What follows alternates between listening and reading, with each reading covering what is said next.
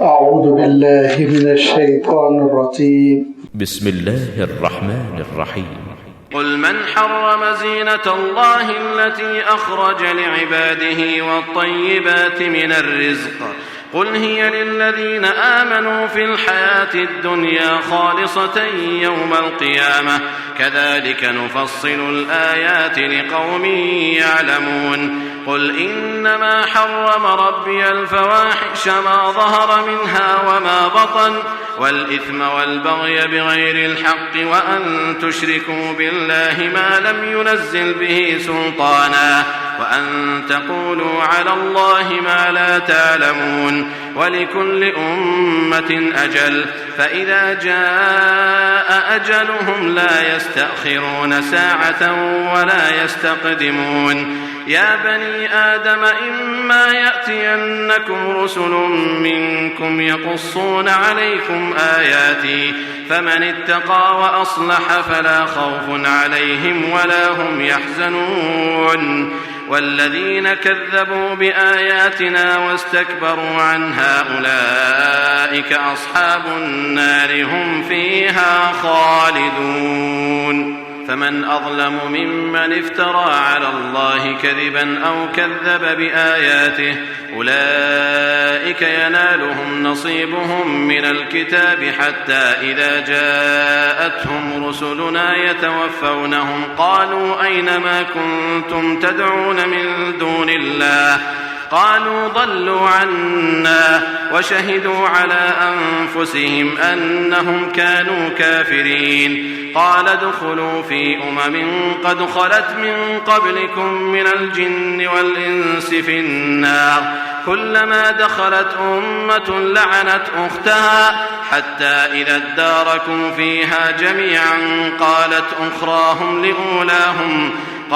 أخراهم لأولاهم ربنا هؤلاء أضلونا فآتهم عذابا ضعفا من النار قال لكل ضعف ولكن لا تعلمون وقالت أولاهم لأخراهم فما كان لكم علينا من فضل فذوقوا العذاب بما كنتم تكسبون إن الذين كذبوا بآياتنا واستكبروا عنها لا تفتح لهم أبواب السماء ولا يدخلون الجنة حتى يلج الجمل في سم الخياط وكذلك نجزي المجرمين لهم من جهنم مهاد ومن فوقهم غواش وكذلك نجزي الظالمين والذين آمنوا وعملوا الصالحات لا نكلف نفسا إلا وسعها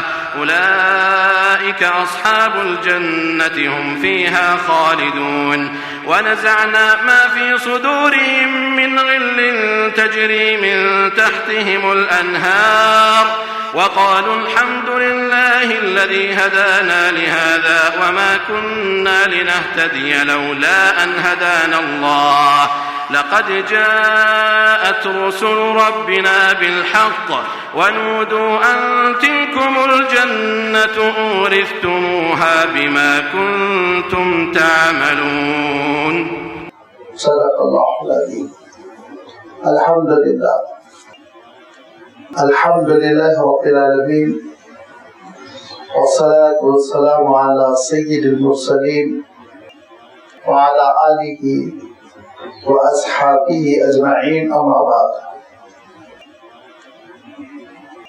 سورۃ الاعراف کی یہ 12 آیتیں ہیں جن کے بھی آپ کے سامنے تلاوت کی گئی.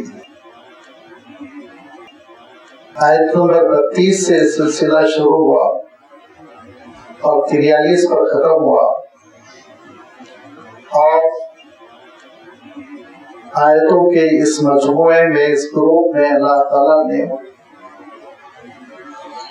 3 اہم باتوں کا تذکرہ فرمایا بلکہ آپ چاہیں تو اس کو 2 ہی موضوع قرار دے سکتے ہیں 2 ہی ٹاپکس میں آپ تقسیم کر سکتے ہیں. ایک تو یہ کہ اللہ تعالیٰ کی جو نعمتیں ہیں ان کو کیسے بانٹنا چاہیے, کون سی چیز اللہ تعالیٰ کے پاس قابل قبول ہے, کون سی چیز مسترد ہے, ریجیکٹڈ ہے, ناقابل قبول ہے. دوسرا یہ کہ اللہ تعالیٰ کی آیتوں کا، اللہ تعالیٰ کے احکام کا، اللہ تعالیٰ کے نبیوں اور رسولوں کا انکار کرنے والوں کا کیا حشر ہوگا، اور اعتراف کرنے والے، اطاعت کرنے والوں کا کیا معاملہ ہوگا۔ پہلی جو آیت ہے اس کا راست تعلق ہے پچھلے احکام سے، کیونکہ یہ بات آپ کی خدمت میں کئی بار میں عرض کر چکا ہوں کہ اللہ تعالیٰ نے سورۃ الاعراف میں ابلیس کی ایک سازش کا تذکرہ فرمایا کہ ابلیس ابن آدم کو، یعنی ہم سب کو، انسانوں کو جنت کی نعمت سے محروم کرنے کے لیے ایک فتنے کا استعمال کرتا ہے، ایک فتنہ آزماتا ہے، اور وہ فتنہ اولیانیت کا ہے، وہ فتنہ ننگے پن کا ہے، کبھی مذہب کے نام پر، کبھی فیشن کے نام پر، کبھی انسان کی اپنی مرضی، آزادانہ زندگی بسر کرنے کے نعرے کے ساتھ کئی شکلوں میں ابلیس انسان سے انسان کا پیراہن اور لباس چھیننے کی کوشش کرتا ہے۔ یہ اس کی سازش وہیں سے شروع ہو گئی تھی جب حضرت آدم علیہ السلام جنت کی نعمتوں سے مالا مال تھے، نور کا لباس تھا، وہیں سے اس نے سازش کی اور اس نور کے لباس سے محروم کرنے کی کوشش کی۔ دنیا میں جب حضرت آدم علیہ السلام اور حضرت حوا تشریف لے آئے اللہ کے حکم سے، اللہ کی مشیت سے، ایک امتحان تھا جس سے گزرے، تو اللہ تعالیٰ نے ارشاد فرمایا پھر ہم نے تمہارے لیے لباس کا انتظام کر دیا۔ چنانچہ اللہ تعالیٰ نے ارشاد فرمایا کہ یا بنی آدم قد انزلنا علیکم لباسا یواری سوآتکم ریشا، اے ابن آدم، اے انسان، ہم نے تمہارے لیے لباس کا انتظام کیا، تمہارے لیے لباس کو نازل کیا جس سے تمہاری سطح پوشی ہوتی ہے، جسم کے ان حصوں کو تم چھپا سکتے ہو جن کا چھپانا ضروری ہے، انسانیت کا تقاضا ہے، حیا کا تقاضا ہے۔ یہی نہیں بلکہ لباس تمہارے لیے پرندوں کے پر کے مثل ہے کہ جس طرح وہ اپنے پروں سے خوبصورت ہوتے ہیں، جمال پیدا ہوتا ہے، اچھے لگنے لگتے ہیں، ایسے ہی تمہارا لباس ہونا چاہیے جس سے تم بھلے لگو، اچھے لگو۔ فرمایا لیکن تقوی کے لباس سے بہتر کوئی لباس نہیں، اور لباس التقوی ذالک خیر۔ اس موقع پہ میں نے یہ بات آپ کی خدمت پر رکھی تھی کہ تقوی کے لباس کے معنی یہ ہے کہ اس میں اسراف نہ ہو، تقوی کے لباس کے معنی یہ ہے کہ ٹائٹ نہ ہو، تقوی کے لباس کے معنی یہ ہے کہ ٹرانسپیرنٹ قسم کا نہ ہو، تقوی کے لباس کے معنی یہ ہے کہ غیر مسلموں سے مشابہت والا لباس نہ ہو، وغیرہ وغیرہ۔ بڑی تفصیل ہے، لازمی بات ہے، وافیت کی کتابوں میں دیکھ سکتے ہیں۔ اللہ تعالیٰ نے مزید تاکید فرمائی اور کہا دیکھو یہ شیطان تم کو دوبارہ فتنے میں مبتلا کر کر تم سے تمہارا لباس نہ چھین لے، محتاط رہو، سمجھداری کے ساتھ رہو۔ وہ تم کو تباہ کرنا چاہتا ہے، برباد کرنا چاہتا ہے، تمہارا دشمن بنا ہوا ہے، تم کیوں اس کے ساتھی بنتے ہو؟ وہ تم کو پٹی پڑاتا ہے، بہت سارے انسان بھٹک گئے، برباد ہو گئے، غلط راہ پر چل پڑے، اور جب ان کو روکا گیا، یہ کہا گیا کہ شریعت کے مطابق کپڑے پہنو، نبیوں اور رسولوں کے اسوے کو اپناؤ، تو انہوں نے کہا وَإِذَا فَعَلُوا فَاحِشَةً قَالُوا وَجَدْنَا عَلَيْهَا آبَاءَنَا، ہم اپنے پرانے کلچر کو نہیں چھوڑ سکتے، قدیم مذہب ہے، قدیم کلچر ہے، اس کو ہم اپنا کر رہیں گے۔ تو فرمایا اللہ تعالیٰ نے کہ اللہ تعالیٰ نے جس کا حکم دیا وہ اہم ہے، یا تم نے اپنے بڑوں کو جیسے پایا، واللہ امرنا بہا، اللہ تعالیٰ نے تو حکم دیا کہ بے حیائی سے بچو، اللہ تعالیٰ نے حکم کیا ساتھی اور لباس پہنو جو تمہاری باڈی کو کور کر لے. اللہ تعالیٰ نے حکم کیا اعتدال کی زندگی بسر کرو. اللہ تعالیٰ نے حکم کیا کہ جب کبھی نماز کا وقت ہو یا نماز کا مقام ہو، میں نے عرض کیا تھا کہ وَأَقِیمُوا وُجُوهَکُمْ عِنْدَ کُلِّ مَسْجِدٍ، مسجد کے دونوں ترجمے ممکن ہے، وقت سجود، مکان سجود عربی کے اعتبار سے. تو آپ جو چاہیں ترجمہ کر لیجیے، مفہوم ایک ہی رہے گا کہ نماز کے موقع پہ اچھے کپڑے پہنو، صاف ستھرے کپڑے پہنو. یہ نہیں کہ جن کپڑوں میں تم ساتھیوں کے سامنے نکلنے میں کراہیت محسوس کرتے ہو، عار محسوس کرتے ہو، ان کپڑوں میں نماز پڑھ رہے ہو. وہ کپڑے پہن کے مسجد میں چلے آ رہے ہیں. فرمایا دیکھو یہ دراصل شیطان ہی کی سازش ہے. وہ نہیں چاہتا کہ بندہ اللہ تعالیٰ کی نگاہوں میں مقبول رہے، پسندیدہ رہے. لہذا تم محتاط رہو، سمجھنے کی کوشش کرو. اب اسی تسلسل میں اللہ تعالیٰ نے بات ارشاد فرمائی کہ کسی کو یہ غلط فہمی نہ ہو ان احکام کی وجہ سے جو اللہ تعالیٰ نے بیان فرمائے کہ لباس بالکل فقیرانہ ہونا چاہیے، کان کا کپڑا پہنو. کسی کو یہ غلط فہمی نہ ہو کہ انسان کا عالم یہ ہو کہ کھانے پینے میں صرف پیاز لہسن کھا کے جی رہا ہے یا بھوکا جی رہا ہے، کھانا نہیں کھا رہا ہے، بائیکاٹ کر رہا ہے وغیرہ وغیرہ. یہ غلط فہمیاں تم کو نہیں ہونی چاہیے. اسلام اعتدال سکھاتا ہے اور اللہ تعالیٰ کا دین معتدل زندگی کا قرینہ دیتا ہے. قُلْ مَنْ حَرَّمَ زِینَةَ اللَّهِ الَّتِي أَخْرَجَ لِعِبَادِهِ وَالطَّیِّبَاتِ مِنَ الرِّزْقِ. تو اگر کوئی دین کے نام پر، مذہب کے نام پر، شریعت کے نام پر وہ اچھے کپڑوں سے اجتناب کر رہا ہے، اچھے کھانوں سے اجتناب کر رہا ہے، تو اللہ تعالیٰ ارشاد فرماتا ہے اے نبی آپ ان سے پوچھئے قل من حرم، کس نے حرام کیا، زینت اللہ الذی اخرج لعبادہ، وہ بھلی بھلی اچھی چیزیں جو اللہ تعالیٰ نے بندوں کے لیے پیدا فرما دی، اللہ تعالیٰ نے بندوں کو عنایت فرمائی. والطیبات من الرزق، اور پاک پاک طیب عمدہ اعلیٰ قسم کی غذائیں، رزق اللہ تعالیٰ کی بخشش کس نے حرام کیا؟ کون ہے جو حرام کر سکتا ہے؟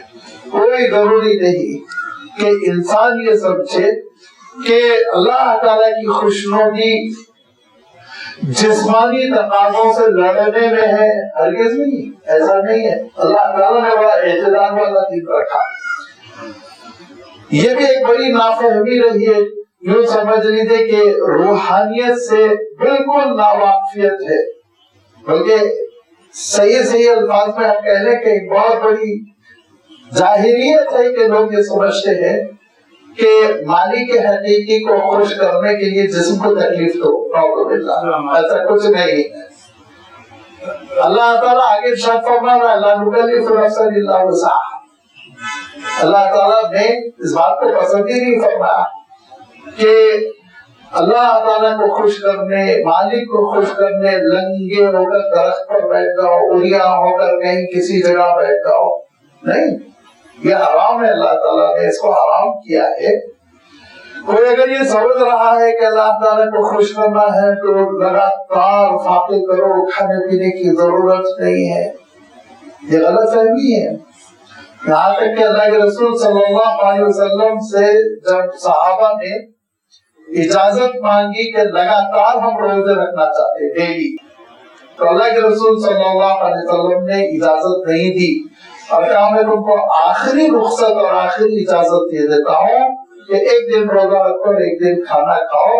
یہی فرمایا کہ حضرت داؤد علیہ السلام کا روزہ تھا اور اسی روزے پہ تم کو پورے روزے رکھنے کا اجر ملے گا. یہ نہیں کہ روزانہ پورا سال روزہ رکھتا چلا جائے گا، اس کو بھی پسند نہیں کرنا. حالانکہ روزے میں آپ جانتے ہیں کہ سحر میں کھا سکتے ہیں، روزے میں ہم جانتے ہیں کہ وقت افطار میں کھا سکتے ہیں. اس کے باوجود اللہ کے رسول صلی اللہ علیہ وسلم اس بات کو پسند نہیں فرماتے تھے کہ لگاتار روزانہ ڈیلی ایک کے بعد دیگر روزہ رکھتا جائے آپ صلی اللہ علیہ وسلم نے فرمایا کہ دوشنبے کا روزہ رکھو، جمعرات کا رکھو، ایام بیس کا رکھو، اور بھی دن جیسے عاشوراء کے روزے ہیں، جیسے اللہ کے رسول صلی اللہ علیہ وسلم کا معمول تھا کہ رمضان المبارک کے بعد بھی 6 روزے، ست شوال جس کو آپ کہتے ہیں، ماشاءاللہ سے سنت روزے ہیں، ان کی تفسیر بتائی گئی لیکن لگاتار نہیں۔ لہذا ارشاد فرمایا کہ یہ بھلی چیزیں جو پہننے کی ہوں، بھلی چیزیں پاک چیزیں جو کھانے کی ہوں، ان کو کوئی حرام نہیں کیا۔ منع کیا ہے؟ دیکھیے منع یہ ہے کہ انہو لا یحب المسرفین، گزر چکا ہے کہ اللہ تعالیٰ حد سے آگے بڑھ جانے والے کو پسند نہیں کرتا۔ اللہ کے رسول صلی اللہ علیہ وسلم نے ارشاد فرمایا تعیس عبد الدیناری، تعیس عبد الدرہمی، تعیس عبد الخمیستی، تعیس عبد الخمیلتی۔ ترجمہ یہ ہے فرمایا برباد ہو گیا وہ شخص جو دینار کی درہم کی پرستش کرتا ہے، دیوانہ ہوا جا رہا ہے پیسوں کے پیچھے۔ یہی پیسوں پر اللہ تعالیٰ نے کیا ارشاد فرمایا قیاما للناس، ہماری زندگی ڈیپینڈ کرتی ہے، پیسے نہ ہو تو علاج نہیں ہوگا، پیسے نہ ہو تو اللہ نہیں خرید سکو گے، لیکن پیسوں کا غلام بن جانا، اس کو لکشمی دیوی سمجھنا اور خوشامد کرنا، عبادت کرنا، اسی کو سب کچھ زندگی کا مقصد سمجھ لینا، یہ ہلاکت ہے۔ پھر آگے کیا فرمایا آپ صلی اللہ علیہ وسلم نے خمیلہ اور قطیفہ، یہ بہترین قسم کے لباسوں کے نام ہے جو زمانے میں چلتے تھے، تو فرمایا ان لباسوں کے اگر تم غلام بن رہے ہو انہی کے پیچھے، یہاں تک کہ عبادتیں بھی برباد ہو رہی ہیں، اور نمازوں میں یہ لباس شاغل بن رہا ہے، رکاوٹ بن رہا ہے، لوگوں کے حقوق کی ادائیگی میں یہ لباس رکاوٹ بن رہا ہے، تو فرمایا کہ تم ہلاک ہو گئے۔ لیکن اچھا لباس مل گیا، اچھا کھانا مل گیا تو اس کو استعمال کرنے میں کوئی حرج نہیں۔ اللہ کے رسول صلی اللہ علیہ وسلم کی خدمت میں کبھی کبھی تحفے میں بڑے قیمتی جبے پہنچے اور اللہ کے رسول صلی اللہ علیہ وسلم نے اس کو استعمال بھی فرمایا۔ جمعہ کے دن آپ صلی اللہ علیہ وسلم سب سے اچھا کپڑا پہنتے تھے، عید کے دن اللہ کے رسول صلی اللہ علیہ وسلم سب سے اچھا کپڑا نکالتے تھے اور پہنتے تھے۔ یہ الگ بات ہے کہ اسی کو ٹارگیٹ بنا کر، اسی کو مقصد بنا کر کوششوں میں لگے ہوئے ہیں صبح سے شام تک۔ اب معلوم یہ ہوا کہ لباس پر، کپڑے پر کسی قسم کی کوئی ایسی بات نہ ہو جائے کہ وہ جو چور ہو جاتا ہے، استری ٹوٹ جاتی ہے، اس کے لیے نماز بھی پڑھی جا رہی ہے، اس کے لیے سجدوں سے انسان اجتناب کر رہا ہے، اس کے لیے وہ لوگوں کے ساتھ نہیں اڑ رہا ہے، نہیں بیٹھ رہا ہے، اپنے لباس کے پیچھے، اپنے لباس کے اوپر اسی کے حسن کو، اسی کو سنوارنے میں لگا ہوا ہے، تو ارشاد فرمایا یہ اسراف ہے، اس کو اللہ تعالیٰ پسند نہیں کرتا، یہ تباہی ہے۔ کھانے کے سلسلے میں بھی اللہ کے رسول صلی اللہ علیہ وسلم کی خدمت میں کئی بار ایسا ہوا کہ گوشت بھون کر بھیجا گیا، اللہ کے رسول صلی اللہ علیہ وسلم کی خدمت میں قیمتی کھجوریں بھیجی گئی، اللہ کے رسول صلی اللہ علیہ وسلم نے خود بھی تناول فرمایا، اپنے گھر والوں کو بھی تناول کرنے کی اجازت دی، اور بچ جاتا تھا تو آس پاس میں پڑوسیوں کو بھیجتے، خاص طور پر روایتوں میں آتا ہے حضرت ابو ایوب انصاری رضی اللہ تعالیٰ عنہ کے گھر بھیجتے، اور روایتوں میں آتا ہے ام المومنین حضرت خدیجہ الکبریٰ رضی اللہ تعالیٰ عنہا سے تعلق رکھنے والوں کے پاس بھیجتے، کیونکہ ام المومنین حضرت خدیجہ رضی اللہ تعالیٰ عنہا نے بہت سپورٹ کی تھی ابتدائی زمانے میں، تو وہ ان رشتوں کا خیال رکھتے آپ صلی اللہ علیہ وسلم، لہذا اچھی چیزیں کھانے کے لیے اگر پیش کر دی گئی تو ان کا بائیکاٹ کرنا اور یہ سمجھنا کہ ان کو میں استعمال کر لوں گا تو اللہ تعالیٰ کی خوشنودی مجھے نہیں ملے گی، یہ غلط فہمی ہے۔ متعدد روایتیں ہیں کہ اللہ کے رسول صلی اللہ علیہ وسلم ککڑی نوش فرماتے کھجور کے ساتھ، متعدد روایتیں کہ اللہ کے رسول صلی اللہ علیہ وسلم بکری کا دست، سامنے کا جو گوشت ہوتا ہے سامنے والی ران، اس کو شوق سے تناول فرماتے، لیکن منزل یہی نہیں، مقصد یہی نہیں کہ کھانے کا انتظام کرو، کھانا ہضم کرو، کھانے کا انتظام کرو، کھانا ہضم کرو، یہ نہیں، تم اللہ کے بندے ہو، عبادت کے لیے پیدا کیے گئے ہو، اور عبادت تمہاری منزل مقصود ہے. لہذا ہو کیا گیا ہے، ہو یہ گیا ہے موجودہ دور میں کہ انسان کھانا کھا رہا ہے اور اس کو ہضم کر رہا ہے تاکہ دوسرے وقت پھر کھا سکے. یہ غلط ہے، یہ اسراف ہے. آپ فرماتے ہیں اتنا کھا لو کہ تمہاری پیٹ سیدھی رہے بس. اور بہترین سے بہترین غذا آپ صلی اللہ علیہ وسلم کی خدمت میں پیش کی جاتی تو اللہ کے رسول صلی اللہ علیہ وسلم کے بارے میں آتا ہے چند لقمے تناول فرماتے ہیں. یہ نہیں بیٹھے پورا ٹیبل خالی کر کے لوٹ کے گئے. یہ اسراف ہے. اس اسراف کو نہ اللہ تعالیٰ نے پسند فرمایا نہ اللہ کے رسول صلی اللہ علیہ وسلم نے پسند فرمایا. ہر چیز میں سادگی، ہر چیز میں اعتدال، ہر چیز میں سلیقہ، ہر چیز میں کمال ہونا چاہیے. لہذا آپ صلی اللہ علیہ وسلم ارشاد فرماتے ہیں کہ یہ جو طیبات اللہ تعالیٰ نے عنایت فرمائے اگر غلط طریقے سے، غلط جتن کے ذریعے سے اگر تم کو نہیں مل رہی ہے تو بڑی نعمتیں ہیں، اس کو استعمال کرو. فرمایا ان اللہ یحب ان یرى اثر نعمته علی عبده. اللہ تعالیٰ پسند فرماتا ہے کہ بندے کے اوپر اللہ کی نعمتوں کا اثر نظر آئے، اللہ کی نعمتوں کا اثر نظر آئے. یہ نہیں کہ بندے کو دیکھنے کے بعد ایسا محسوس ہو کہ یہ تو بالکل خستہ حال ہے، اللہ تعالیٰ نے کچھ نہیں دیا. جبکہ معلوم یہ ہوا کہ گھر میں سب کچھ ہے، استعمال کرنے اور برتنے کی ساری چیزیں ہیں. اللہ کے رسول صلی اللہ علیہ وسلم ایک کنگھی رکھا کرتے تھے. اللہ کے رسول صلی اللہ علیہ وسلم ایک آئینے کا ٹکڑا رکھا کرتے تھے. اللہ کے رسول صلی اللہ علیہ وسلم سرمے دانی رکھا کرتے تھے. اللہ کے رسول صلی اللہ علیہ وسلم مسواک رکھا کرتے تھے. یہ ساری زیب و زینت کی وہ چیزیں جس سے کہ ایک انسان بھلا نظر آئے، اچھا نظر آئے، صاف ستھرا نظر آئے. اور سارے لوگوں کو غلط فہمی رہتی ہے کہ دینداری کے معنی میلے کپڑوں میں رہو.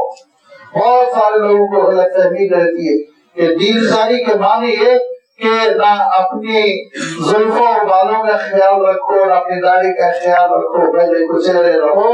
یاد رکھیے یہ اسٹائل اور اس طرح کا تصور دین کو بدنام کرتا ہے، دین کو بدنام کرتا ہے. اس کے سلسلے میں کیا ہوتا ہے نتیجہ لوگ سمجھتے ہیں دیندار ہونے سے گندا سندہ رہنے لگے گا انسان. صاف ستھرے رہو، اچھے رہو، جمال کے ساتھ رہو. ایک مرتبہ تو اللہ کے رسول صلی اللہ علیہ وسلم نے یہ ارشاد فرمایا غرور کے سلسلے میں، تکبر کے سلسلے میں کہ لا يدخل الجنة من كان في قلبه مثقال ذرة من الكبر. جس کے دل میں ذرہ برابر بھی غرور ہوگا وہ جنت میں داخل نہیں ہوگا. تو ایک صحابی اور میں نے سوال کیا اور یہ صحابہ کے وہ سوالات ہیں جس سے ہماری بڑی تربیت ہوتی ہے. ہمارے سامنے دین نکھر کر آیا. اللہ کے رسول صلی اللہ علیہ وسلم کے ارشادات کا صحیح مفہوم ہم تک پہنچا. لہذا وہ صحابی پوچھتے ہیں کہ اللہ کے رسول کون سا ایسا انسان ہے جو یہ پسند نہیں کرتا کہ اس کا لباس خوبصورت ہو، اچھا ہو، اس کے جوتے صاف ستھرے ہو، اچھے ہو. تو فرمایا یہ غرور نہیں، یہ غرور نہیں، یہ جمال ہے. ارشاد فرمایا اور ارشاد فرمایا بالکل صحیح حدیث ہے مسلم شریف کی. ارشاد فرمایا ان اللہ جمیل یحب الجمال. اللہ تعالیٰ کی خود صفت ہے جمال، خوبصورتی، اور ہر چیز میں اس نے جمال کو رکھا. اس پوری دنیا میں چاند و سورج، باغ باغیچے اور یہ سمندر بہتے دریا سب میں ایک جمال ہے. دیکھیے خوبصورت ہے. تو فرمایا اللہ تعالیٰ جمال کو پسند کرتا ہے، خوبصورتی کو پسند کرتا ہے، بھلے انداز کو پسند کرتا ہے اور زینت کے ساتھ پیارے انداز میں زندگی بسر کرنا اس کو پسند کرتا ہے. غرور کے معنی یہ ہے آپ صلی اللہ علیہ وسلم نے ارشاد فرمایا دو باتیں، بطر الحق کی و غمط الناس، کہ اپنے آپ کو اتنا بڑا نہ سمجھو جب کبھی حق سامنے آئے تو اس کا انکار کر دو. حق کا انکار، سچائی کا، اللہ کی کتاب کے احکام کا، اللہ کے رسول صلی اللہ علیہ وسلم کے ارشادات کا انکار کر رہا ہے انسان صرف اس لیے اپنے آپ کو جسمانہ سمجھ رہا ہے. فرمایا یہ غرور ہے. اور فرمایا کہ غمط الناس، دوسروں کو حقیر نہ سمجھو، حقیر نہ سمجھو. اس دنیا میں اللہ تعالیٰ نے جو کارخانے کائنات بنایا ہر ایک اپنی اپنی صلاحیت دی، اپنی اپنی کوالٹیز ہے. کسی کے پاس ٹھیک ہے دولت نہیں ہے، کسی کے پاس عہدہ نہیں ہے، کوئی صاحب علم نہیں ہے، لیکن اللہ تعالیٰ نے اس کو دوسری صلاحیت دے رکھی ہے. اگر دولت نہیں ہے تو علم ہے، اگر علم نہیں ہے تو معلوم یہ حسن ہے، اگر حسن نہیں ہے تو اللہ تعالیٰ نے آواز اچھی دے رکھی. کسی کی اللہ تعالیٰ نے ایسے ٹیلنٹ رکھے، ٹیکنیکل چیزیں سمجھنے کی اس کے اندر صلاحیت ہے. لہذا فرمایا کسی کو بھی حقیر نہ سمجھو، کسی کو حقیر نہ سمجھو، سب کو اپنے برابر سمجھو. یہ تو غلط فہمی ہوتی ہے انسانوں کو کہ دوسروں کو حقیر گرداننے لگتا ہے، کمتر سمجھنے لگتا ہے.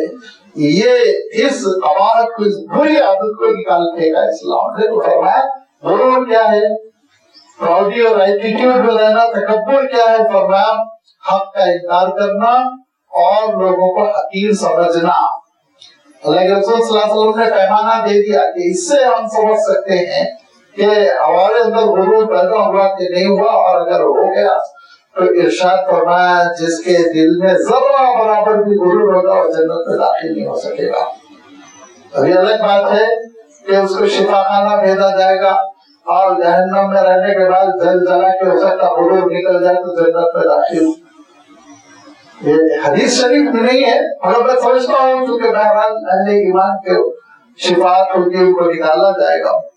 تو فرمایا کہ دیکھو قل من حرم، اے نبی آپ فرما دیں، آپ کہہ دیں کس نے حرام کیا زینت اللہ التی اخرج لعبادہ. اگر اچھی اچھی چیزوں کو استعمال کرنا جائز ہی نہ ہوتا تو اللہ تعالیٰ کیوں بناتا اللہ تعالیٰ؟ بیکار ہو جاتی وہ چیزیں، بے مصرف ہو جاتی. اللہ تعالیٰ نے جب اس دنیا میں ان چیزوں کو پھیلا دیا ہے تو اس کے معنی یہ کہ بندوں کو استعمال کرنے کی اجازت ہے. جو چیزیں حرام ہے اللہ کے رسول صلی اللہ علیہ وسلم نے ڈکلیئر کر دیا، جو چیزیں حرام ہے قرآن مجید میں ڈکلیئر کر دیا گیا. قل من حرم زینت اللہ التی اخرج لعبادہ والطیبات من الرزق. اب ایک بہت ہی اونچی بات اللہ تعالیٰ نے ارشاد فرمائی، قل ہی للذین آمنوا فی الحیات الدنیا خالصۃ یوم القیامہ. نبی آپ کہیے یہ وہ چیزیں ہیں جو ایمان والوں کے لیے دنیا کی زندگی میں بھی جائز ہیں، کو بانٹا جا سکتا ہے، استعمال کیا جا سکتا ہے، لیکن فرمایا قیامت کے دن خالص رہے گی مومنوں کے لیے، غیروں کو نہیں ملے گی. اللہ تعالیٰ نے جو یہاں یہ بات ارشاد فرمائی اس کا مفہوم یہ ہے کہ قل ہی للذین آمنوا فی الحیات الدنیا، یہ دنیا کی زندگی میں ایمان والوں کے لیے بھی ہے اور غیر ایمان والوں کے لیے بھی ہے. لیکن اللہ تعالیٰ نے غیر ایمان والوں کا تذکرہ نہیں کیا کیونکہ ان کو اہمیت نہیں دی گئی، ضمنی طور پر وہ آگے. فرمایا دنیا میں سب کو ہی استعمال کریں گے، سب کے لیے اللہ تعالیٰ نے نعمتیں پیدا کر دی. جب حرم شریف کی تعمیر مکمل ہوئی اور دیواریں چھت کے سائز تک پہنچ گئی تو حضرت ابراہیم علیہ السلام نے دعائیں کی، اور ان دعاؤں میں ایک دعا یہ کی کہ اے اللہ میری نسل میں دین کی قیادت کرنے والے، امامت کرنے والے ایسے لوگوں کو پیدا فرما. اللہ تعالیٰ نے ارشاد فرمایا ہاں ایسے لوگ پیدا ہوں گے مگر وہی جو ایمان والے ہوں گے، وہی جو ایمان والے ہوں گے.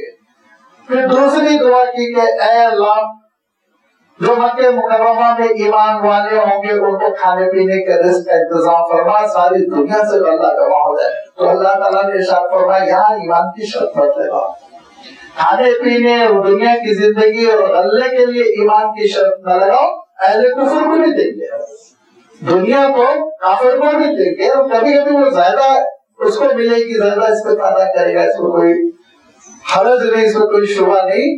لیکن فرمایا دیکھو یاد رکھو یہ آخرت میں خالصۃ یوم القیامہ مومنوں کے لیے خالص ہوگی، وہاں جا کر ان کا کوئی حصہ نہیں ہوگا. کذالک نفصل الآیات لقوم یعلمون. علم رکھنے والوں کے لیے ہم اسی طرح تفصیل کرتے ہیں. پھیلا کے بات کہہ دی گئی کہ تم کیا استعمال کر سکتے ہو، کیا استعمال نہیں کر سکتے ہو. اب جو دین کے نام پر یہ سارے دھندے کرتے ہیں کہ آپ تو زیادہ سمجھتے ہیں برادران وطن میں بغیر کپڑوں کے رہنا، سمجھتے روحانیت ہے، اور سمجھتے ہیں مانگ کے کھانا، اس کے لیے کچھ لفظ بھی استعمال کرتے ہیں بھیک کھانا اور کمانا نہیں، یہ بھی ایک روحانیت ہے اور اس سے نفس کشی ہوتی ہے، نعوذ باللہ. اللہ تعالیٰ ارشاد فرماتا ہے یہ چیزیں اللہ تعالیٰ نے حرام نہیں کی، اچھا پہننا، اچھا کھانا، یہ اس کے ذریعے سے تم تقویٰ حاصل کر سکتے ہو، اس کے ذریعے سے تم دیندار بن سکتے ہو، روحانیت کے اعلیٰ معیار کو پہنچ سکتے ہو۔ حضرت علی ابن حسین ابن علی رضی اللہ تعالیٰ عنہ، یعنی حضرت علی رضی اللہ تعالیٰ عنہ کے پوتے جو کربلا میں بچ گئے تھے، جن کو امام سجاد بھی کہتے ہیں، زین العابدین بھی کہتے ہیں، مدینہ منورہ میں تقریباً 162 سال کی عمر آپ نے پائی، تو آپ کا عالم یہ تھا کہ ہر سردی میں انتہائی قیمتی جبہ خریدتے اور پہنتے، بہت قیمتی۔ سردی ختم ہوتے ہی اس کو صدقہ کر دیتے تھے، سردی ختم ہوئی کسی غریب کے ہاتھ میں تھما دیا۔ معلوم یہ ہوا کہ روحانیت کے اعلیٰ معیار تک پہنچنے میں نہ لباس مانگنے ہوتا ہے، نہ کھانے مانگنے ہوتے ہیں۔ جن کے پاس دین نہیں ہے، جن کے پاس ہدایت الہی نہیں ہے، جن کے پاس کتاب اللہ کا نور نہیں، جن کے پاس اللہ کے رسولوں کا اسوہ نہیں، وہ یہ تیرے کے کام کرتے ہیں، رہبانیت اختیار کر جاتے ہیں، رنس بن جاتے ہیں، وہ کپڑے اچھے نہیں پہنتے، کبھی ننگے رہتے وغیرہ وغیرہ۔ تو فرمایا کہ دیکھو یہ ساری چیزیں، یہ کس نے تم کو بتلایا کہ یہ چیزیں ناجائز ہے؟ ناجائز تو ہم بتلائیں گے، قل انما حرم ربی الفواحش ما ظہر منها وما بطن۔ نبی آپ کہیے کہ میرے رب نے حرام کیا ہے بے حیائی کو، جو کھلی ہوئی ہے اور جو پوشیدہ ہے، ہر قسم کی بے حیائی کو اللہ تعالیٰ نے حرام کر دیا۔ الفواحش سارے وہ گناہ، سارے وہ افعال جن کا تعلق بے حیائی سے ہوتا ہے، اور پھر اللہ تعالیٰ کے دین میں بے حیائی اس کا سد باب بالکل آغاز سے کر دیا گیا ہے۔ خلط ملط نہ ہو، نگاہوں کا استعمال غلط نہ ہو۔ سورۃ النور میں انشاءاللہ پوری وضاحت دیکھیں گے کہ آغاز کہاں سے ہوا۔ کسی کے گھر جاؤ تو دروازے پر کھڑے ہو کر 3 بار کھٹکھٹاؤ، اگر اجازت ملے تو اندر جاؤ ورنہ واپس ہو جاؤ۔ سورۃ النور میں ہے تفصیل پوری، کیوں خدا بغیر اجازت دروازہ دھکیل کے اندر گھس جاؤ گے، پتہ نہیں کس لباس میں کیسے آدمی آرام کر رہا ہے، کیسے بیٹھا ہوا ہے، نہانے دھونے میں لگا ہوا ہے، تو کوئی اجازت نہیں۔ اور اللہ کے رسول صلی اللہ علیہ وسلم ارشاد فرماتے ہیں کہ اگر تم کو شبہ ہو کہ دروازے کے جھروکوں سے کوئی جھانک کے تم کو دیکھ رہا ہے تو تم نوکیلی چیز پھینک کے اس کی آنکھ زخمی کر سکتے، یہ تمہارا حق ہے، یہ پرائیویسی ہے تمہاری، تمہارے گھر میں کسی کو جھانکنے کی اجازت نہیں۔ یہاں سے پابندی لگا دی گئی ہے۔ اور پھر اس کے بعد پورے احکام ہیں کہ پردے کے احکام ہیں، لباس کے احکام ہیں، نگاہوں کے احکام ہیں۔ اللہ کے رسول صلی اللہ علیہ وسلم ارشاد فرماتے ہیں کبھی کبھی آنکھیں زنا کرتی ہیں، کبھی ہاتھ زنا کرتے ہیں، کبھی پیر زنا کرتے ہیں، تفصیل فرما دی یہ چیزیں حرام ہیں۔ ظاہری طور پر جو بے حیائی سمجھی جاتی وہ بھی حرام ہے، وما بطن، اور جو پوشیدہ قسم کی بے حیائی، پوشیدہ قسم کی بے حیائی یعنی بندوں کی نگاہوں سے چھپا کے جو بے حیائی کر رہا ہے، تو وہ بندوں کی نگاہوں سے چھپا رہا ہے، نعوذ باللہ، اللہ تعالیٰ کی نگاہوں سے تو نہیں چھپا رہا ہے۔ آپ صلی اللہ علیہ وسلم کا معمول یہ تھا کہ جب جنگل تشریف لے جاتے ضرورت سے فارغ ہونے کے لیے، تو روایتوں میں آتا ہے کہ بالکل جب آپ کو یقین ہو جاتا کہ نگاہوں سے پوشیدہ ہو چکے ہیں، صحرا میں چلے گئے، اس کے باوجود فرماتے ہیں کہ آپ اپنے صدر سے کپڑا نہ ہٹا دیتا وقت کہ زمین سے قریب نہ ہو جائے، کہ مبادہ کسی کی نگاہ نہ پڑ جائے، کہیں ایسا نہ ہو کہ کوئی بے حیائی وجود میں آ جائے۔ لہذا فرمایا دیکھو وہ چھپی ہوئی بے حیائی کہ چھپ چھپ کے تم بدنگاہی کر رہے ہو، چھپ چھپ کے تم بے حیائی کر رہے ہو، اس کو یہ نہ سمجھو کہ کوئی پکڑنے والا نہیں، اللہ تعالیٰ کی نگاہوں میں ہے۔ یہ ساری بے حیائیاں اللہ تعالیٰ نے حرام کر دی، اور فرمایا کہ دیکھو جو ان بے حیائیوں کو ایمان والوں میں داخل کرنے کی کوشش کرتا ہے، الذین یحبون ان تشیع الفاحشۃ فی الذین آمنوا لهم عذاب الیم، دردناک عذاب ہے کے لیے، دردناک عذاب ہے۔ لہذا نگاہوں پر کنٹرول کرنا، سطر کو قابو میں رکھنا، پردہ کرنا، مکس گیدرنگ قسم کے गैदरिंग न करना, इस किस्म के इज्तिमात सेलिब्रेशंस न करना, ये सब वो बेहयाइयां हैं जिनके बारे में अल्लाह ताला फरमाता है बल इन्नमा हर्रम रब्बियल फवाहिश, रब ने हराम कर दिया उनको। दूसरी जगह फरमाया कि इन बेहयाइयों के करीब न बैठो, और अल्लाह ताला इरशाद फरमाता है इंतहाई बुरा रास्ता है, इस रास्ते पर शैतान इंसान को चलाकर जन्नत की नेमतों से महरूम कर देता है, और वह इंसानियत इसी में है कि तुम्हारे अंदर हया हो। दूसरी चीज वल इस्म, और गुनाह को अल्लाह ताला ने हराम कर दिया। यहाँ पे अल्लाह ताला ने इस्म का लफ्ज़ इरशाद फरमाया, यानी सारे ऐसे गुनाह जो अल्लाह ताला ने जिन चीजों को मना किया, मासियत जो चीजें हराम करार दी गई उनका इर्तिकाब करना, ये भी हराम है।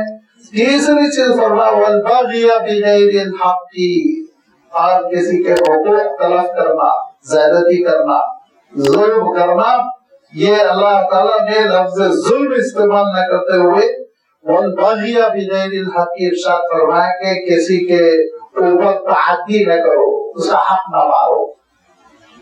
हक मारने की बहुत सी शक्लें हैं, बहुत सी शक्लें हैं, मारपीट कर देना, गाली गलौज करना, किसी की चीज पे कब्जा कर लेना, यहाँ तक के हक मारने की शक्ल ये भी है कि जिसका वो हकदार हो रहा है, जो उसको हक मिलना चाहिए, जो उसका राइट है, वो भी इंसान हड़प कर रहा है, ये भी हक मारना, ये भी अल्लाह ताला ने हराम कर दिया है। और फरमाया देखो ये गुनाह कैसे है, तुश्रिकु बिल्लाहि मा लम युनज़िल बिही सुल्ताना, ये गुनाह वैसे ही है जैसे कोई अल्लाह ताला के साथ शरीक करे, शिर्क करे। अल्लाह ताला ने हराम करार दिया है कि तुम अल्लाह के साथ किसी को शरीक करो जिसकी कोई दलील अल्लाह ताला ने नाजिल नहीं फरमाई। उन्होंने बात आप हर मजहब को देख लीजिए कि उस मजहब का बुनियादी अकीदा होता है कि एक है रब्बुल आलमीन, कायनात को चलाने वाला एक बड़ा है। मसला कहाँ से बिगड़ता है? मसला बिगड़ता है उसके बाद डिपार्टमेंट की तफसील। पहले तो आपके इंडिया में तो 3 है, एक पैदा करने वाला है, एक दुनिया चलाने वाला है, क़यामत लाने वाला। और उसके बाद से जब 3 की इजाजत मिल गई तो 30 की, जब 30 की इजाजत मिल गई तो 30 करोड़ की। इस्लाम ने ज़र्रा बराबरी गवारा नहीं किया कि अल्लाह के साथ ज़र्रा बराबर किसी किस्म का कोई शिर्क हो।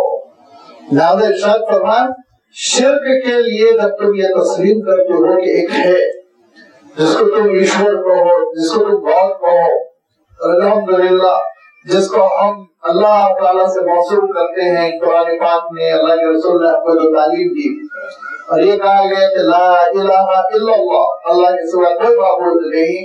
और उसके बाद मुसीबत क्या होती है कि अब अल्लाह ताला के साथ लोग शरीक करने लगते हैं। ये नहीं कहते नौज़ुबिल्लाह अल्लाह ताला नहीं है, ऊपर वाला नहीं है, आपने किसी से सुना, गौर नहीं है। और एक छोटी सी कम्युनिटी है जो जिनका आलम ये है कि वो बिल्कुल दीन का मजहब का इनकार करते हैं, लेकिन वो भी कभी न कभी मजबूर होकर वो एतराफ करने लगते हैं ऊपर वाले का फैसला है, अल्लाह ताला का फैसला है। अब आगे मुसीबत क्या होती है, देखिए शरीक करना अल्लाह ताला के साथ। तो शरीक करने के लिए अगर आप में से कोई भी शख्स ये कहे कि मेरा ये काम फला शख्स करेगा, मोटे अंदाज में हम ये समझ सकते हैं कि आपकी एक बड़ी भारी रकम है, वो लेकर आना है और ये मेरी रकम फला साहब लेकर आएंगे, जो भी है ज़ैद बकर। अब अगर वो साहब रकम लेने के लिए पहुंच गए तो जो रकम लेने वाला है वो कहेगा मैं आपको क्यों दूं। कल के दिन अगर साहब इनकार कर गए कि नहीं मैं तो भेजा ही नहीं था, तो मैं तो मुसीबत में फंस जाऊंगा, तो आप क्या करवाएंगे? कहेंगे फोन कर दीजिए। वो फोन करके हाँ भाई मैं भेजा, या लेटर देंगे कि भाई मैं भेजा, तहरीर। तो मेरे काम में जो शरीक हो रहा है उसके लिए वो एथेंटिक कब होगा? जबकि मैं खुद उस पर राजी हो जाऊं। तो अगर कोई गरीबों को नवाजने वाला है, और अगर कोई खजाने बख्शने वाला है, और अगर कोई ऐसा है कि दूसरों का काम बनाने वाला है, तो लाजमी बात है अल्लाह ताला की तरफ से लेटर आना चाहिए ना, ये काम ये कर सकता है, ये काम ये कर सकता है। اگر اللہ تعالیٰ کی جانب سے لیٹر نہیں ہے تو میں کیسے دعویٰ کروں کہ یہ خزانہ دے دیں گے، یہ اولاد دے دیں گے، یہ علم دے دیں گے، یہ بچہ دے دیں گے، نعوذ باللہ، میں کیسے دعویٰ کر سکتا ہوں؟ مجھے کوئی حق نہیں۔ حق تو صرف اللہ تعالیٰ کو ہے، کوئی یہ کہے کہ میں نے بھیجا ان کو یہ کام بنانے کے لیے، جیسے اللہ تعالیٰ نے کہا کہ میں نے بھیجا ابراہیم کو اور ان کو اپنا خلیل بنایا، جیسے اللہ تعالیٰ نے کہا میں نے بھیجا محمد کو صلی اللہ علیہ وسلم اور کو اپنا حبیب بنایا، رسول بنایا، دلیل ہے۔ وہاں پہ ہم مانتے ہیں، عقیدہ رکھتے ہیں، ایمان رکھتے ہیں۔ کسی کے سلسلے میں اللہ تعالیٰ نے ڈکلیئر نہیں کیا کہ یہ کام کرنے کے قابل ہے کہ نہیں ہے، معلوم یونسر بھی سلطانہ، کوئی دلیل حجت نہیں ہے کہ احمد اللہ کی جانب سے کوئی نازل ہی نہیں ہوئی ہے ایسی چیز، تو پھر کیسے انسان تسلیم کر لیتا ہے، کیا کیا نہیں کہہ جاتا ہے۔ کسی کے سلسلے میں کہہ رہے ہیں نائب رسول ہے، تو حضرت ابوبکر کیا ہے، حضرت عمر کیا ہے؟ وہ حضرت عمر جن کے سلسلے میں اللہ کے رسول صلی اللہ علیہ وسلم ارشاد فرماتے تھے کہ میرے بعد کوئی نبی بن سکتا ہے تو وہ عمر ہے، وہ نائب رسول نہیں ہے۔ نائب رسول انڈیا میں آ گئے۔ سوچیے آپ کیا کر رہے ہیں ہم لوگ، کدھر ہمارا عقیدہ جا رہا ہے، کسی کو کچھ بنا رہے ہیں، کسی کو کچھ بنا رہے ہیں، ہم بنا رہے ہیں ہم، اور ہمارے بنانے سے دین نہیں بنتا، ہمارے بنانے سے عقیدہ نہیں بنتا، ہمارے بنانے سے شریعت نہیں بنتی، شریعت بنتی اللہ کے بنانے سے، عقیدہ بنتا ہے اللہ تعالیٰ کے بنانے سے۔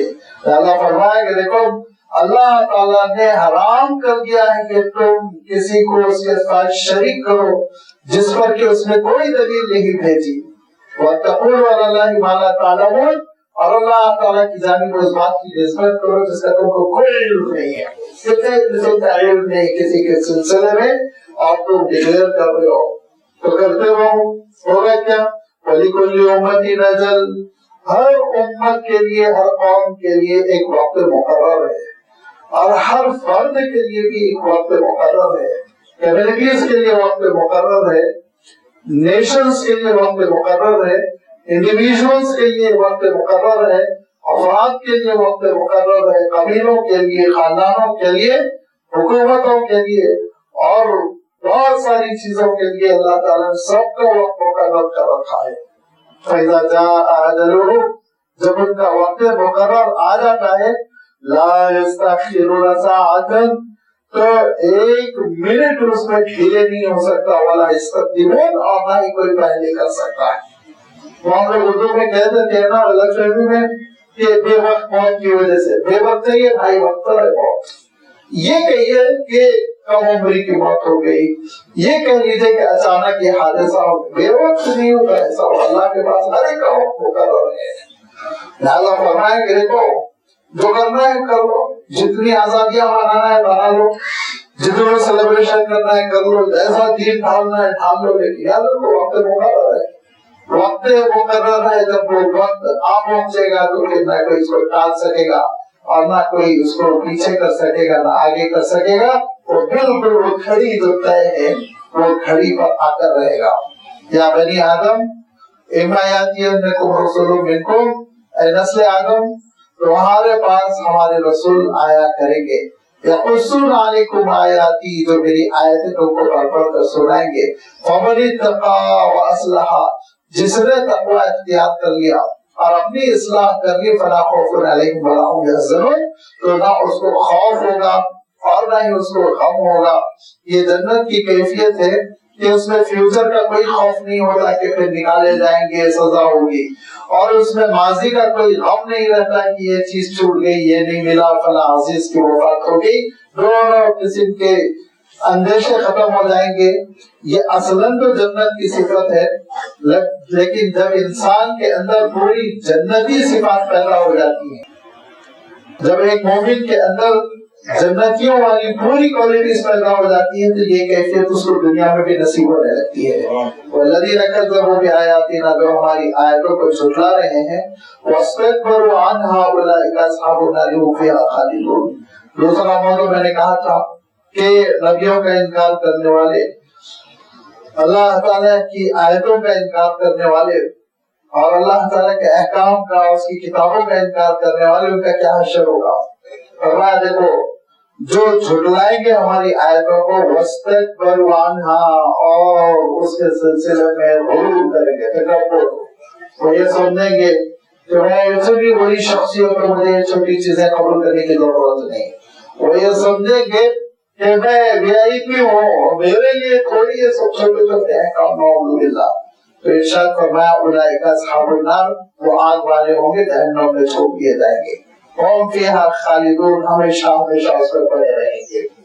فمن اظلم، اس سے بڑھ کر ظالم کون ہوگا، ممن افتری علی اللہ کذبا وکذب بآیاتہ، جو اللہ تعالیٰ کی جانب جھوٹ کی نسبت کر دے اور یہ کہے کہ میں فلاں ہوں۔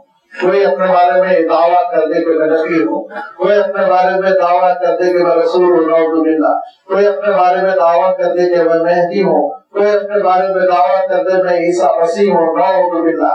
یہ جو آج کل فیشن بنا ہوا ہے، ہر گاؤں میں، ہر ضلع میں، ہر ڈسٹرکٹ میں کوئی نبی بنا جا رہا ہے، کوئی عیسیٰ بنا جا رہا ہے، کوئی مہدی بنا جا رہا ہے، یہ جھوٹ ہے جو اللہ تعالیٰ کی جانب نسبت کی جا رہی ہے، اور اس سے بڑھ کر کوئی ظالم نہیں ہوگا جو جھوٹ کی نسبت اللہ کی جانب کرتا ہے۔ اللہ تعالیٰ اس کو ذلیل اور رسوا کر کے دنیا سے رخصت کرتا ہے، آخرت کا رب کہیں گے۔ آپ کہیں گے لیکن یہ تو ہمارا عقیدہ ہے کہ حضرت عیسیٰ مسیح کا نزول ہوگا، حضرت مہدی کا ظہور ہوگا، تو پوری حدیث دیکھیے نا، پورا معاملہ دیکھیے، حضرت عیسیٰ علیہ السلام کیسے تشریف لائیں گے، پوری کیفیت دیکھیے۔ وہ کھلی دربندہ میں پیدا ہوں گے، دربندہ میں پیدا ہو کے اورنگ آباد کے گاؤں میں چھپیں گے۔ حدیث شریف پوری دیکھیے نا، 10% کیوں دیکھ رہے ہیں، 100% جو فرمایا اللہ کے رسول صلی اللہ علیہ وسلم نے۔ حضرت مہدی علیہ السلام تشریف لائیں گے، کس خاندان میں پیدا ہوں گے، کہاں لوگ ان کو پہچانیں گے، مطاف میں مقام ابراہیم اور حرم کے بیچ میں ان کو پہچان کر لوگ ان کے آگے بیان کریں گے، وہ اعلان کرتے ہوئے پھریں گے۔ اسلام میں اشتہار بازی تو ہے ہی نہیں نا، تو وہ خود اعلان کرتے چلے جائیں میں مہدی ہوں، میں مہدی ہوں، ایسا تھوڑی ہوگا۔ اور وہ اپنی جان کی قربانی دیں گے، جہاد کریں گے، کفر کو مٹائیں گے۔ اللہ کے رسول صلی اللہ علیہ وسلم نے فرمایا صلیب ٹوٹے گی، خنزیر حرام ہوگی، یہ ساری چیزیں وجود میں آئیں گی۔ کوئی بھی بیٹھ کے پنجاب سے دعویٰ کر دے، کوئی بھی بیٹھ کے کسی گاؤں سے دعویٰ کر دے تو چند بیوقوف ان کے پیچھے پیچھے چل پڑتے ہیں، اس کا سبب جہالت ہے، اسلام سے ناواقفیت، ہمارے اپنے عقیدے سے ناواقفیت ہے۔ فرمایا کہ اس شخص سے بڑھ کر کون ظالم ہوگا جو اللہ تعالیٰ کی جانب جھوٹ کی نسبت کرے یا پھر اللہ کی آیتوں کو جھٹلا دے۔ اولئک ینالہم نصیبہم من الکتاب، ہاں ان کو لوح محفوظ میں ان کی زندگی کا جتنا حصہ مقرر کر دیا گیا ہے وہ حصہ تو پائیں گے۔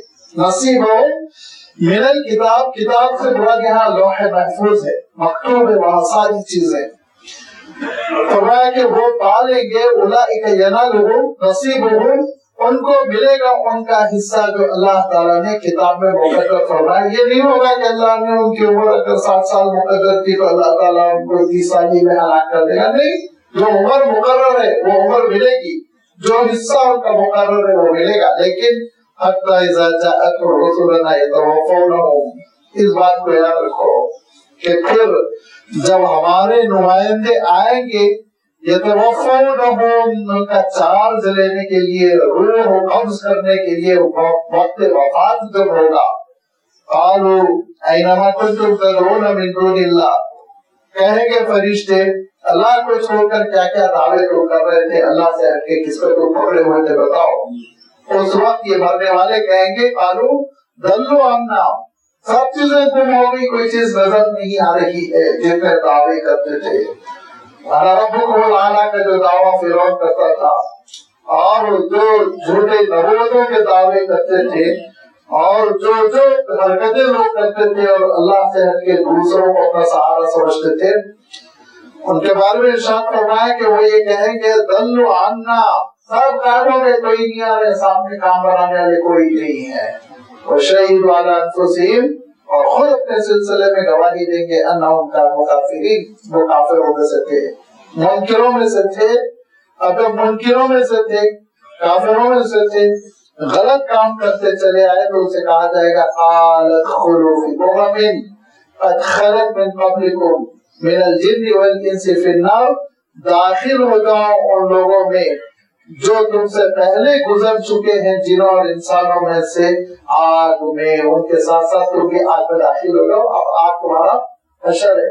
کلما دخلت امۃ لعنت اختها، اور جہنم میں جانے والوں کی علامت کیا ہے ذرا غور کر لیجیے، جب کبھی وہاں کوئی ایک پارٹی، جب کبھی وہاں کوئی ایک کمیونٹی داخل ہوگی جہنم میں تو لعنت اختہا، وہاں پہ جو دوسری پارٹی ہوگی، دوسرا گروپ ہوگا، اس پر لعنت و ملامت کریں گے، اس لیے اللہ کی لعنت ہو، تمہیں لوگوں نے ہم کو بھٹکایا، تمہیں لوگوں نے ہم کو مصیبت میں ڈال دیا۔ حتی اذا تارکوا فیہا جمیعا، یہاں تک کہ ایک وقت آئے گا، وقت قیامت، سب جمع ہو جائیں گے، اگلے پچھلے پوری امتیں۔ قالت اخراہم لأولاہم، بعد میں آنے والی قوم پیچھے گزر جانے والی قوم سے کہیں گے کہ ربنا ہؤلاء اضلونا، اے اللہ ان لوگوں نے ہم کو گمراہ کیا، یہ ہمارے لیڈر تھے، یہ ہمارے سردار تھے، یہ ہمارے ہیڈ آف دا فیملی تھے، یہ ہمارے گھر کے بڑے تھے، یہ ہمارے قبیلے کے سردار تھے، یہ دادا تھے، یہ نانا تھے، یہ ابا تھے، یہ امی تھے، ان لوگوں نے ہم کو گمراہ کیا، ان لوگوں نے ہم کو غلط راستے پہ ڈالا، انہوں نے بے حیائی کے راستے پہ چلایا، انہوں نے کفر کے راستے پہ چلا، انہوں نے شرک میں اپنے ملوث کیا۔ لہذا اللہ، دنیا میں تو بہت بنتی تھی، ایک ساتھ اٹھتے تھے، بیٹھتے تھے، ایک دوسرے کے ہم نوا تھے، لیکن وہاں کہیں گے آتی عذاب ضعف من النار، اللہ کو ڈبل عذاب دیتے۔ ایک وہ عذاب کہ انہوں نے ہم کو گمراہ کیا، اور دوسرا وہ عذاب کہ خود بھی گمراہ تھے، ڈبل عذاب دیتے، دوگنی سزا ان کو ملے۔ قال لكل ضعف ولكن لا تعلمون، اللہ تعالیٰ ارشاد فرماتا ہے ہر ایک کو ڈبل ہے لیکن تم نہیں سمجھ رہے ہو۔ کیوں؟ ہر قوم کو، ہر جنریشن کو، ہر گمراہ نسل کو ڈبل عذاب اس لیے ہے کہ ایک طرف تم نے معصیت کی، دوسری طرف تم نے دوسرے لوگوں کو برا بھی تو کیا۔ تمہارے بھی تو بیٹے ہوئے تھے، تمہاری بھی تو بیٹیاں ہوئی تھی، تمہاری بھی تو آل نسل تھی، ان کی کہاں تم نے اصلاح کی؟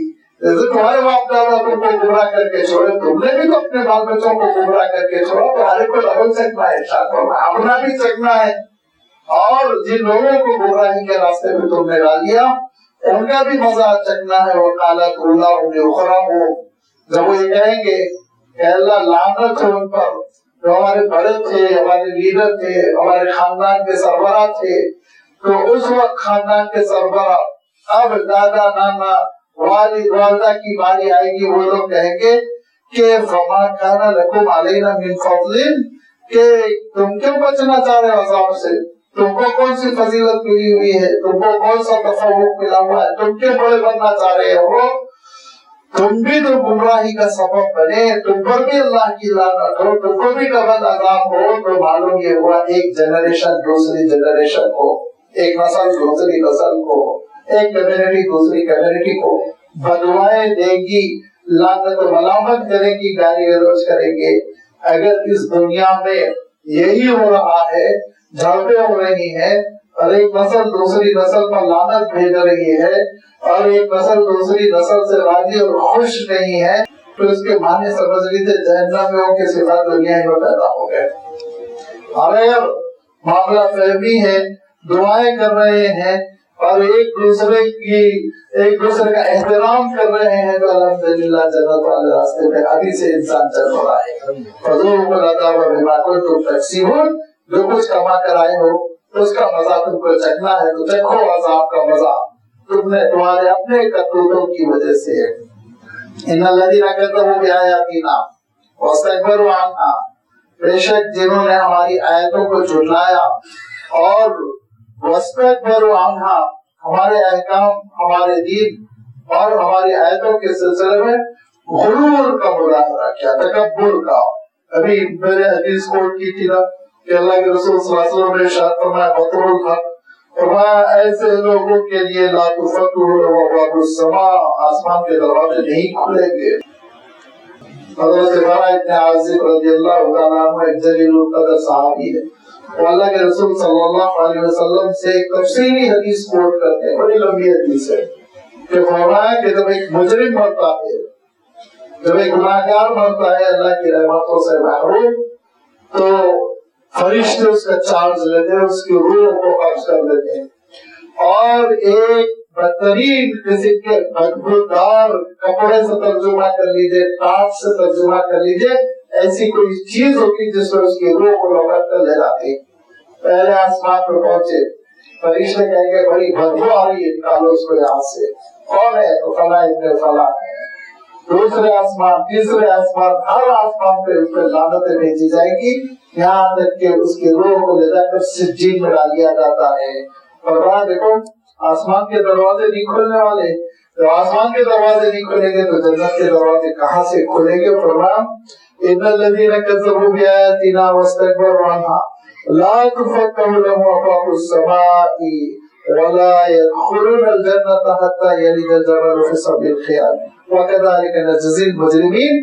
کہ ان کے لیے آسمان کے, یا آپ یوں کہہ لیجیے آسمان کے رحمت کے دروازے نہیں کھلیں گے اور وہ جنت میں داخل نہیں ہو سکتے یہاں تک کہ کوئی ناممکن سی چیز بھی ممکن ہو جائے. کیا ناممکن چیز؟ اب عرب ایک محاورہ استعمال کرتے تھے کسی بھی کام کے لیے. وہ محاورہ یہ ہوتا تھا کہ یہ کام نہیں ہوگا اگرچہ کہ اونٹ سوئی کے ناکے سے نکل نہ جائے, پار نہ ہو جائے. یہ محاورہ ہے یہ بتلانے کے لیے کہ یہ امپاسبل, بالکل ناممکن چیز ہے. اور یہ ایسے ہی ہے جیسے کہ اونٹ سوئی کے سوراخ سے ناکے سے نہیں نکل سکتا, اس کو پاس نہیں کر سکتا, کراس نہیں کر سکتا. ناممکنات کے سلسلے میں یہ محاورہ استعمال کیا جاتا تھا عرب لٹریچر میں, شعر و شاعری میں. اللہ تعالیٰ نے وہی بات ارشاد فرمائی کہ وہ جنت میں نہیں داخل ہوں گے یہاں تک کہ اونٹ یلج الجمل فی سم الخیاط, سوئی کے سوراخ میں داخل ہو جائے. اونٹ سوئی کے سوراخ میں جیسے داخل نہیں ہو سکتا ویسے یہ جنت میں داخل نہیں ہو سکتا, بالکل ناممکن. اب یہ محاورہ ہے, کثیر الاستعمال ہے. عرب سمجھتے تھے کہ ناممکن کہنے کے لیے یہ محاورہ استعمال کیا جاتا ہے. اب انڈیا میں لوگوں کو بے چینی ہو گئی, اونٹ سوئی کا ناکا یہ وہ, عجمیت کا خاموش بیٹھے گی. لہٰذا ایک صاحب نے کہا نہیں, الجمل مانے اونٹ کے نہیں ہے, رسے کے, رسے کے. ارے پورے صحابہ اس کو اونٹ کہہ رہے ہیں, پورے عربی نام اس کو اونٹ کہہ رہے ہیں, پورے شعرا اس کو اونٹ کہہ رہے ہیں, پورے ڈکشنریز لکھنے والے اس کو اونٹ کہہ رہے ہیں. تو کو انڈیا میں یہ مفہوم سمجھ میں آیا کہ یہ جمل کے معنی رسے کے ہوتے کہاں سے لے آئے یار. یہ بہت گمراہی ہے. ہر شخص کچھ نہ کچھ بولتا جا رہا ہے, ہر شخص کچھ نہ کچھ بولتا چلا جا رہا ہے. اور یہ جو سوشل میڈیا اس کو تو اور مصیبت کر دی, اور مصیبت کر دی. یہ جو اس قسم کی باتیں ہیں, تفاوضات, وہ ہر گھر میں پہنچ رہے ہیں. نوجوانوں کے ذہن میں بے چینی پیدا ہو رہی.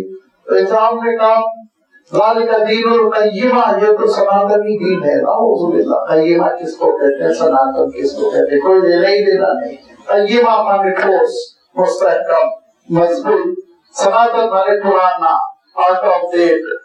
دونوں سے کیا تعلق ہے؟ دونوں کو کیسے ترجمہ کر رہے ہیں؟ جو من مانی ہو گیا ہے, کتاب و سنت کی تشریح منمانی ہو کر رہ گئی, آزاد ہو گئے. تو اس وقت تک کسی کو یہ تشریح کرنے کی اجازت نہیں, جب تک کہ اس کو ڈکشنریز پہ عبور ہو, عربی زبان پہ عبور ہو, تفاسیر دیکھے, صحابہ کا فہم دیکھے. وہ خالص عرب تھے, اور عرب مفسرین نے کیا لکھا ہے. یہ گمراہیوں کے راستے ہیں. اس طرح کی باتیں سامنے آئے تو آپ آسانی سے قبول مت کیجیے, ڈسکس کیجیے, لٹریچر دیکھیے, تفاسیر دیکھیے, علماء کے قرآن بالخصوص اور تفسیر ابن کثیر دیکھیے, تفسیر تبری دیکھیے, تفسیر قرطبی دیکھیے. ڈکشنری کے اعتبار سے, زبان کو حل کرنے کے اعتبار سے کشاف پر مشہور ہے, وہ تفسیریں دیکھیے. فرمایا کہ دیکھو وہ جنت میں نہیں داخل ہو سکتے تا وقت کہ اونٹ سوئی کے ناکے سے نہ نکل جائے. وہ کذالک نجزی المجرمین, مجرموں کو ایسی سزا دیں گے کہ ان کا جنت میں داخل ہونا محال ہے, ناممکن ہے. وہ جہنم ہی پڑے رہیں گے. لہم من جہنم مہاد, اور جہنم ہی میں ان کا بچھونا ہوگا. ومن فوقہم غواش, اور اوپر اڑنے کے لیے بھی جہنم کی آگ ہوگی, نیچے بھی آگ, اوپر بھی آگ. وکذالک نجزی الظالمین, اور اسی طرح ہم ظالموں کو بدلہ دیتے ہیں. اب ایمان والوں کا تذکرہ فرما دیا.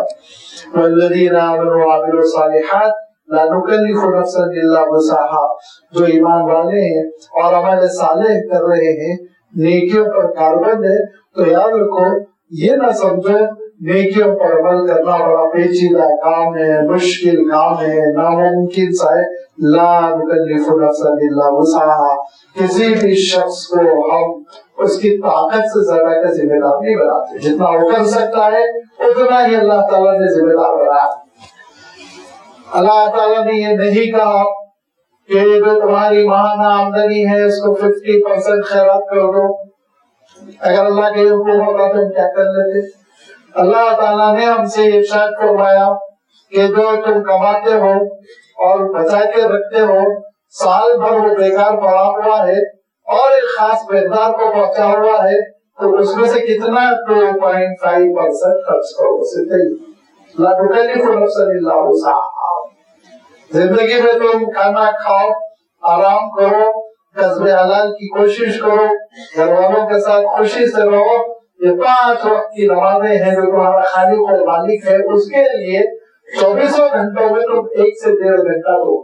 24 گھنٹوں میں 1 سے 1.5 گھنٹہ لگتا ہے. 5 نمازیں بہت اطمینان سے پڑھنے والا مصلی، وہ آپ کاؤنٹ کر لیجیے کہ وہ تقریباً 100 منٹس میں کتنا ختم ہو جاتا ہے.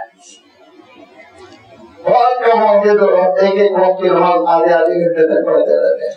مسجد آ کے دیکھ لیجیے، اقامت کے وقت داخل ہوتے ہیں اور گھنٹہ کا سنت پر مسجد سے نکل جاتے ہیں. اور بعض لوگ تو کہتے ہی وہاں جہاں چپل اٹھاتے ہیں تاکہ جلدی آخر میں گھسے جلدی نکل جائے. جمعہ کے دن کہا کہ بھائی جلدی چلو.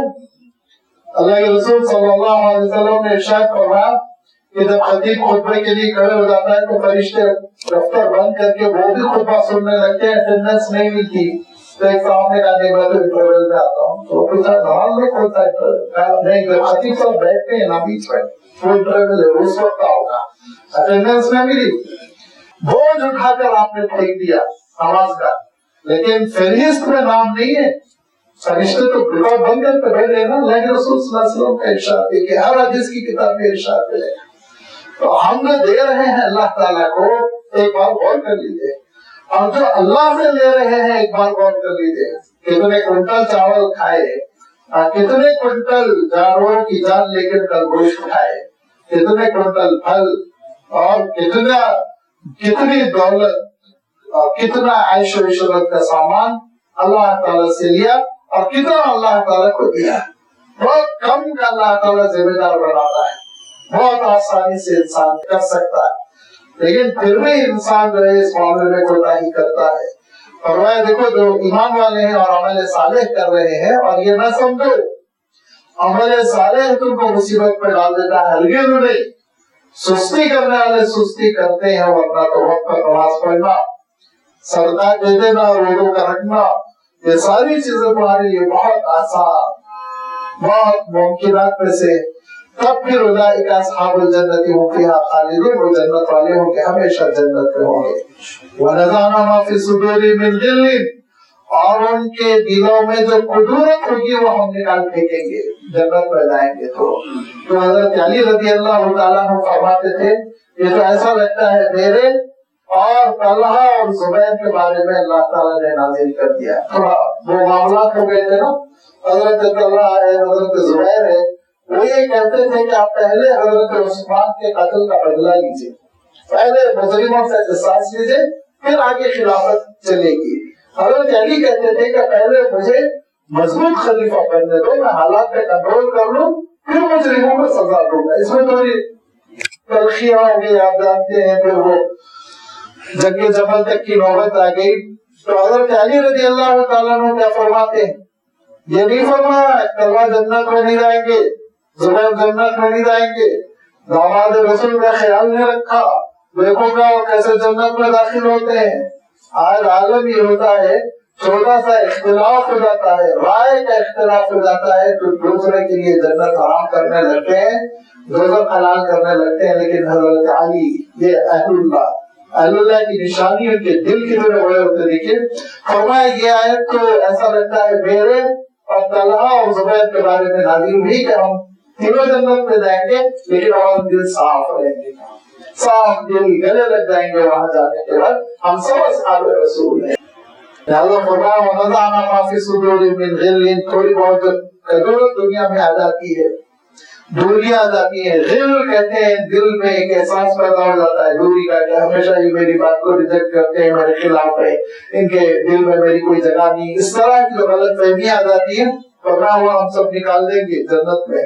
تجری من تحتہم الانہار، وہاں وہ ہوں گے جہاں کے نہریں ان کے نیچے سے بہ رہی ہوں گی، اور وہ کہیں گے وقالوا الحمد للہ الذی ہدانا لہذا، تعریف تو اللہ تعالیٰ کی ہے جس نے ہم کو اس راستے پہ چلایا۔ وما كنا لنهتدي لولا ان هدانا اللہ، ہمارے بس میں نہیں تھا، ہمارے بس میں نہیں تھا کہ ہم صراط مستقیم پر گامزن رہتے، ہمارے بس میں نہیں تھا کہ ہم ہدایت یافتہ رہتے، ہمارے بس میں نہیں تھا کہ ہم شریعت پر عمل کرتے رہتے، ہمارے بس میں نہیں تھا کہ ہم اللہ کے رسول صلی اللہ علیہ وسلم کی اطاعت کرتے رہتے۔ یہ تو اللہ تعالیٰ نے ہم کو راستہ پار کرا دیا، چلا دیا۔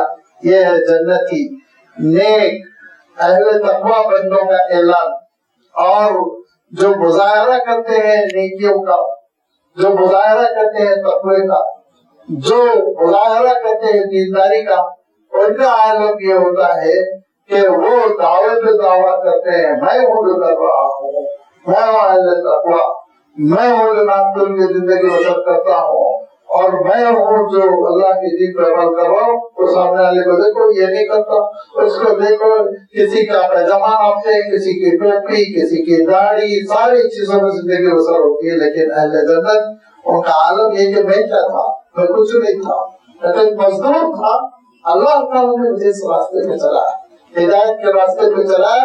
اللہ کے رسول صلی اللہ علیہ وسلم ارشاد فرماتے تھے کہ دیکھو کوئی بھی اپنے عمل سے جنت میں داخل نہیں ہوگا، کوئی بھی اپنے عمل سے جنت میں داخل نہیں ہوگا، جنت میں داخل ہوگا اللہ کے فضل سے۔ اور آپ سوچئے کہ اللہ کے رسول صلی اللہ علیہ وسلم سے بھی صحابی نے یہ پوچھ لیا کہ کوئی بھی آپ کہہ رہے ہیں تو کیا اللہ کے رسول آپ بھی؟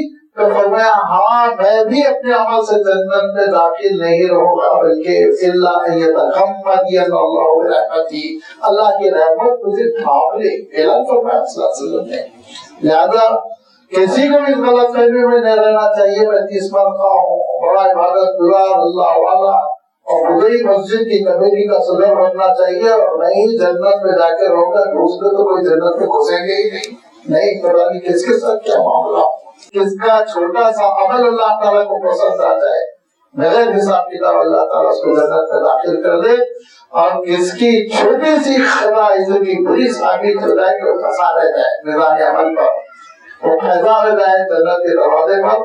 لہذا ان کے ساری بندگی فرمایا اللہ تعالیٰ نے، اب آپ یہ غور کیجئے کہ یہ آیت بہت عجیب و غریب ہے۔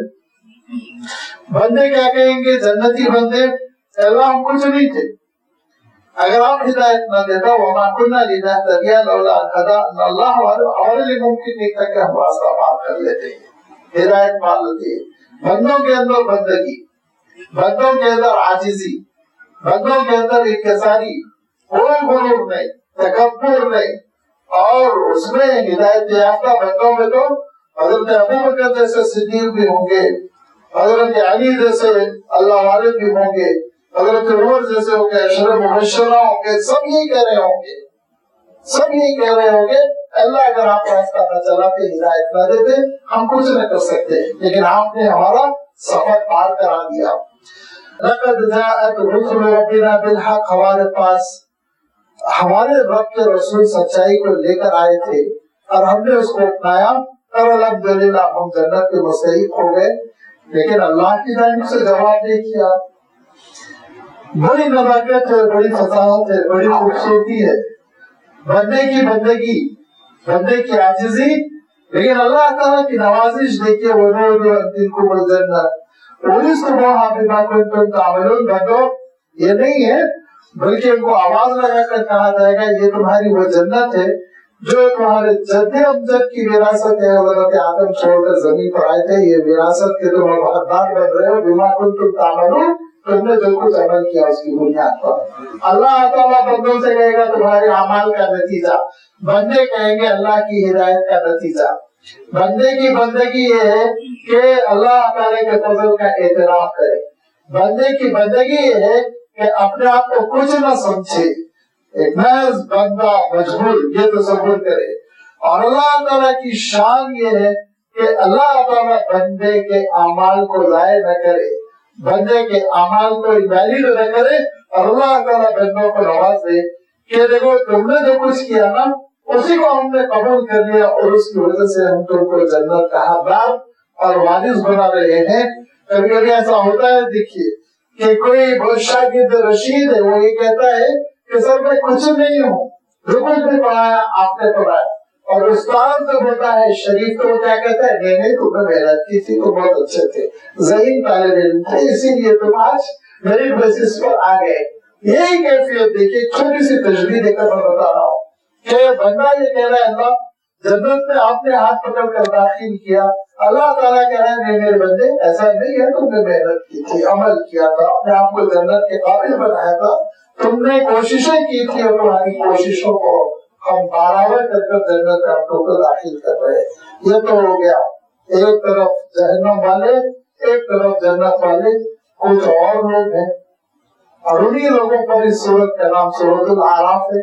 وہ اعراف پر ہوں گے, وہ کون ہوں گے, ان کا کیا معاملہ ہوگا, اس کی تفصیل اللہ تعالیٰ نے بیان فرمائی. انشاءاللہ آئندہ اتوار اس کی وضاحت آپ کی خدمت میں رکھی جائے گی. وآخر دعوانا ان الحمد للہ رب العالمین.